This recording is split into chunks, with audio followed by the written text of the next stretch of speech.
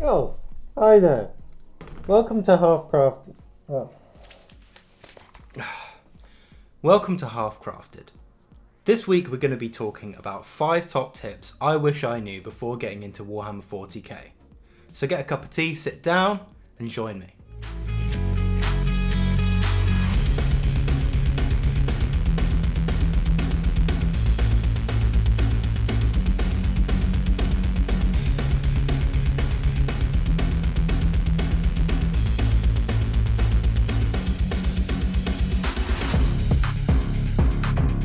Warhammer in general is a very complex hobby and there's a lot of traps you can fall into when you're trying to get into it. Recently I saw Games Workshop put up a post on Instagram asking what people's top tips were for someone new getting into the hobby. A tip that maybe they wish they'd had before they got into the hobby. Now strangely I think this post has been deleted from their Instagram now, I can't find it anywhere, but it got me thinking. So I'm making this video hopefully to try and help out with a few of those early obstacles that you might come into when you want to get into this hobby. If you're anything like me, you don't dive headfirst into a hobby, you do a little bit of research first to find out what you can expect from the hobby. The initial impressions when looking around online about Warhammer 40k, it has a very good community, but it's very expensive, but not a lot of people get into the details at first glance of what the hobby entails and what sort of things you should look out for when you're first buying models or when you're first trying to build an army. So that leads into my first tip. Don't buy too many models straight away.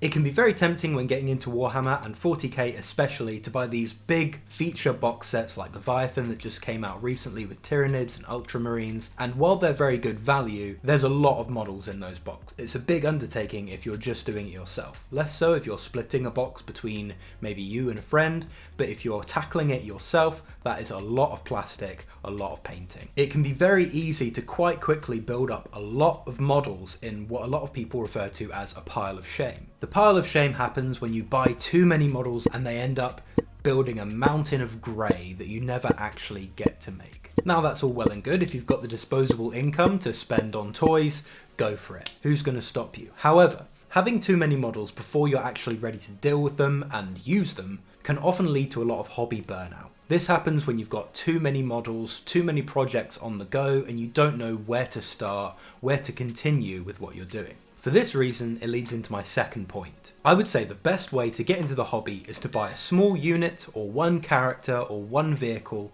build that up and paint that. In a unit, 5 to 10 models. If you build them all and you paint them one by one, you'll develop a lot more experience progressing through that painting than you would if you buy a massive box set and try to get through it all at once. My third tip when you're building and painting your models is to prime often. You want to remove as many hobby barriers as you can when you're trying to get into something quickly, and I think one of these is priming miniatures. Not everyone has a place or the time to prime their miniatures all in one big batch, so I would recommend investing in spray primers for models, and when you have a set of models built, prime them.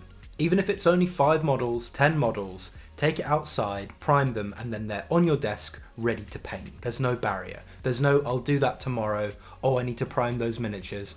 They're ready. I'm quite guilty of this one. I've ended up with quite a large batch of models like, oh, I really want to spray prime them all together to get the most out of a spray primer bottle. But the truth is that pile of greys builds and builds and builds, and I never get round to actually priming them all. And don't forget to prime your bases with your miniatures. Even if they're detached, prime them as well, because it's good to have the base primed if you want to glue things to it, paint bits onto it, whatever. Fourth tip, saving money on Warhammer.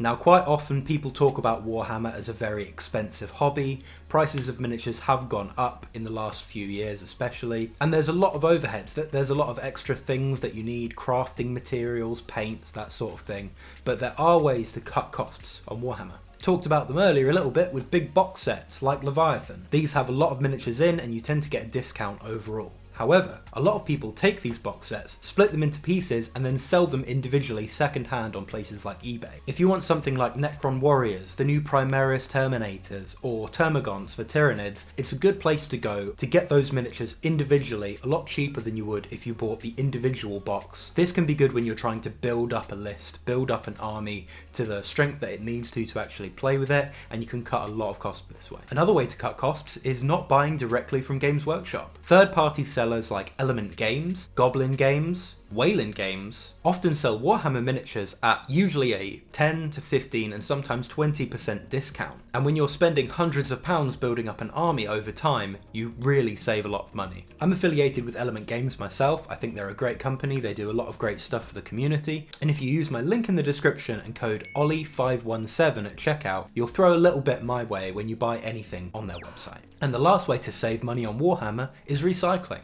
Personally, I love this as a way to cut corners and get creative with Warhammer, something like terrain for example. You can spend a lot of money getting official plastic terrain from manufacturers when you could just make it out of card. Get crafty with it, have fun. And that leads into my fifth and final point. Have fun with the hobby. It might sound like a bit of a cop-out, but it's really true. A lot of people go to Reddit and ask questions like, is this army good? What army should I get? What's meta right now? That shouldn't really come into it when you're getting into the hobby, even if you're getting into it for competitive play. If you choose an army specifically because it's doing well in the meta right now, that might be all well and good, but you're going to spend a lot of time building and painting up those miniatures. And if you don't enjoy the process of doing that and just winning when you actually play the game, then most of your time is going to be wasted. Find out what you like, find out what you have fun with, and remember the rule of cool. Enjoy yourself, have fun, it's a hobby. So just a quick video this time, guys. I hope you enjoyed, I hope these tips were helpful. Get down in the comments if you have any useful tips that you would give to someone wanting to get into Warhammer as a hobby,